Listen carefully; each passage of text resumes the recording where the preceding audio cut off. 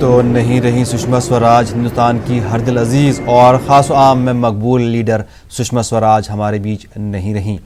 गुज़श्ता शब दिल का दौरा पड़ने से उनका इंतकाल हो गया। वो 67 बरस की थीं और दिल्ली के एम्स में उनको लाया गया था, जहां पर उन्होंने अपनी आखिरी सांस ली। सुषमा स्वराज को 2014 में वज़ारत दाखिला का कलमदान सौंपा गया था, जिसे उन्होंने बखूबी निभाया और हर ख़ास आम की मदद की में पेश रहीं। सुषमा स्वराज 14 फरवरी 1952 में हरियाणा के अम्बाला कैंट में पैदा हुई और कम उम्री में ही हिंदुस्तान की सियासत पर अपना खूबसूरत रूप छोड़ा। उन्हें बीजेपी की कौमी तर्जमान और रुकन पार्लियामेंट और दिल्ली की पहली खातून वज़ीर आला बनने का शरफ हासिल रहा। अपनी पूरी सियासी और समाजी ज़िंदगी में वो हर दिल अजीज़ रहीं। यही वजह है कि Congress, Samajwadi party, Bahujan Samaj party, TMC और दीगर अपोजिशन पार्टियों ने सुषमा के चले जाने पर शदीद दुख और रंज का इजहार किया है। Amazing personality and a big loss. Long years of association with her. Unthinkable, and can't believe that she's no more. She died like a commoner, and institutional mechanism which she set up in the ministry as far as relief to all those workers who get stranded in foreign land on their death, to recover their bodies, to make the embassies help them. She was a phenomenal administrator. Big loss to the nation.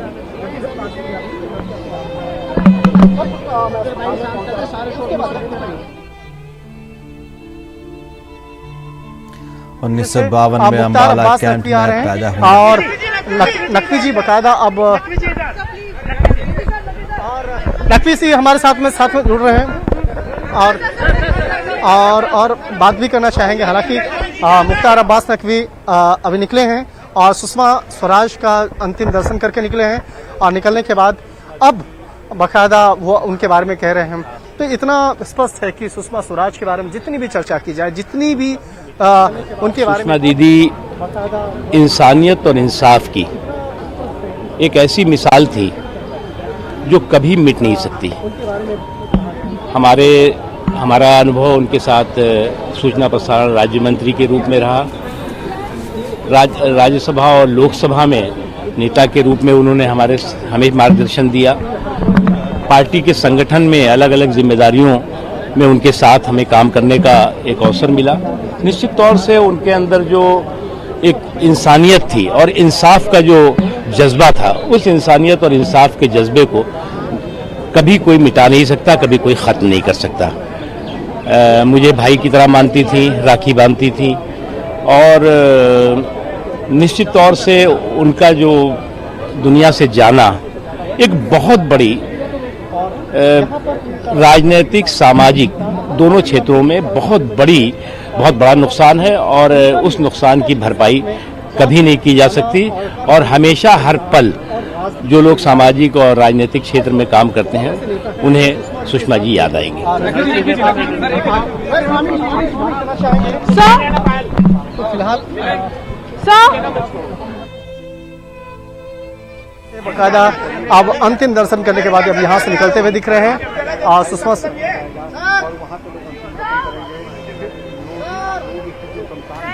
Subramaniam स्वामी को भी हमने देखा कि सुषमा स्वराज का आखिरी दीदार करने के बाद, उनको खराज अक़ीदत पेश करने के बाद वो वहाँ से आगे बढ़ चुके हैं और बाकी तमाम लीडरान का आना भी जारी है। अभी कुछ देर पहले सदर जमहूरिया रामनाथ कोविंद भी यहाँ पर आए। उन्होंने इजहार ताज़ियत किया उनके घर वालों के साथ, उनकी बेटी और सुषमा स्वराज के शौहर के साथ, और अपना खराज अक़ीदत पेश किया।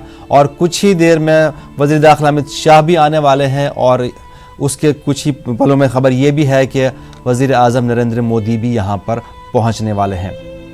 इंसानियत के जज्बे से भरपूर, गरीबों के लिए काम करने वाली सुषमा स्वराज का कल दिल्ली के एम्स में दिल का दौरा पड़ने से इंतकाल हो गया। वो 67 बरस की थी।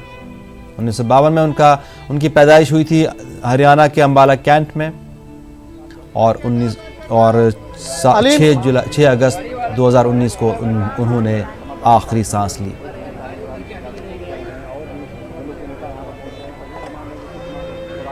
वो काफ़ी अरसे से बीमार चल रही थी। अलीम काफ़ी अरसे से वो बीमार चल रही थी। 14 फरवरी 1952 को वो हरियाणा के अम्बाला कैंट में पैदा हुई। वालिद हरदेव शर्मा आरएसएस के अहम रुकन थे। वालिदैन का ताल्लुक पाकिस्तान के लाहौर से था और जो मुल्क के बंटवारे के बाद, आज़ादी के बाद हिंदुस्तान आ गए थे। सुषमा स्वराज ने पंजाब यूनिवर्सिटी चंडीगढ़ से कानून की पढ़ाई की थी और ABVP से अपने सियासी सफ़र की शुरुआत की, यानी अखिल भारतीय विद्यार्थी परिषद स्टूडेंट्स यूनियन जो है उससे अपने सियासी सफ़र की शुरुआत की थी। 1973 में सुप्रीम कोर्ट में बतौर वकील उन्होंने प्रैक्टिस शुरू की, यानी कि वो पेशे से वकील थीं और 1973 में सुप्रीम कोर्ट में बतौर वकील उन्होंने प्रैक्टिस शुरू की थी। 1973 की इमरजेंसी के बाद वो बीजेपी में शामिल हुई। 1977 में वो हुकूमत में काबीनी वजीर बनाई गईं। उससे पहले 25 बरस की उम्र में, सिर्फ 25 बरस की उम्र में वो हरियाणा की काबीना में शामिल की गई थी। 1987 से लेकर 1990 तक वो हरियाणा की वजीर तालीम भी रहीं। 27 साल की उम्र में वो हरियाणा बीजेपी की सदर बनाई गई थीं। 1990 में पहली बार राज्यसभा की रुकन बनी और 1996 में जनूबी दिल्ली से MP यानी लोकसभा की मेंबर बनी। अटल बिहारी वाजपेयी